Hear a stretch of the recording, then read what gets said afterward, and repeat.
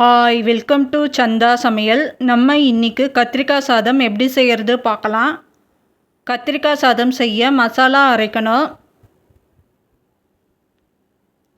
கடாய் ஹீட்டானதோ 1 teaspoon எண்ணெய் சேர்த்துக்கலாம். 1 teaspoon கடலைப்பருப்பு சேர்த்துக்கலாம்.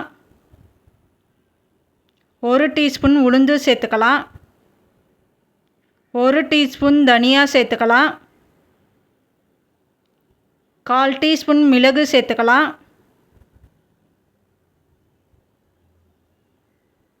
1/2 டீஸ்பூன் ஜீரகம் சேர்த்துக்கலாம். 1 பட்டை, 3 லவங்கம், 1 ஏலக்காய் சேர்த்துக்கலாம். 4 காஞ்ச மிளகாய் சேர்த்துக்கலாம். 1 பீஸ் தேங்காய் கட் பண்ணி சேர்த்துக்கலாம்.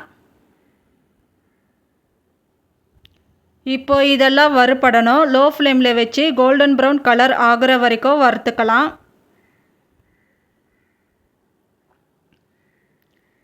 இப்போ ஆற விடணும். ஆறினதும் மிக்ஸி ஜாரில் சேர்த்துக்கலாம்.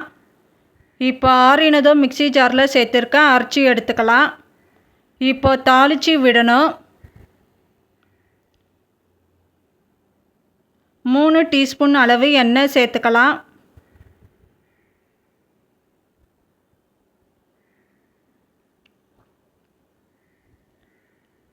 ஒரு டீஸ்பூன் கடுகு சேர்த்துக்கலாம். 1/2 டீஸ்பூன் கடலைப்பருப்பு சேர்த்துக்கலாம். 1/2 டீஸ்பூன் உளுந்து சேர்த்துக்கலாம். 2 டீஸ்பூன் வறுத்த வேர்க்கடலை சேர்த்துக்கலாம். கடுகு பொரிஞ்சு கடலைப்பருப்பு உளுத்தம்பருப்பு செவக்கணும். ஸ்மால் சைஸ் வெங்காயம் 1 நீல வாக்கில் கட் பண்ணி சேர்த்துக்கலாம். 1 கொத்து கருவேப்பிலை சேர்த்துக்கலாம். பச்சை மிளகா 1 கீனி சேர்த்துக்கலாம். வெங்காயம் வதங்கணும்.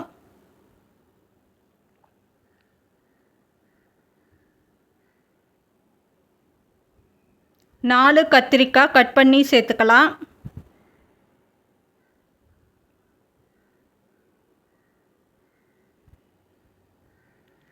கத்திரிக்காய் 2 நிமிஷத்துக்கு வதக்கிக்கலாம்.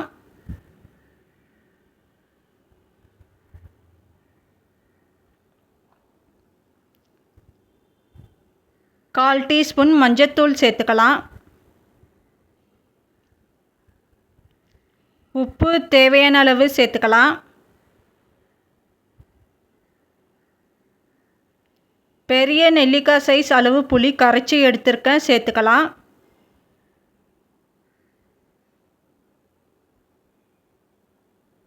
கத்திரிக்காய் நனைகிற அளவு தண்ணி சேர்த்துக்கலாம்.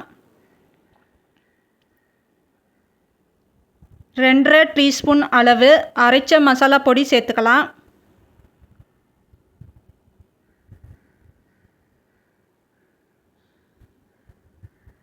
மசாலா பொடி சேர்த்துட்டு நல்லா மிக்ஸ் பண்ணிக்கலாம்.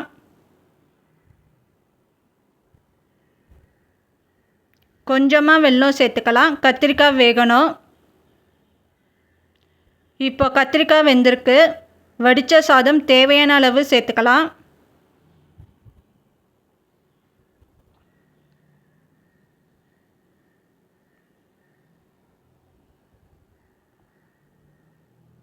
இப்போ சாதம் நல்லா மிக்ஸ் பண்ணிக்கலாம். இப்போ மிக்ஸ் பண்ணியிருக்கேன். இப்போ நமக்கு கத்திரிக்காய் சாதம் ரெடி ஆயிடுச்சு. இந்த சேனல் பிடிச்சிருந்தால் லைக் பண்ணுங்கள், ஷேர் பண்ணுங்கள், சப்ஸ்கிரைப் பண்ணுங்கள்.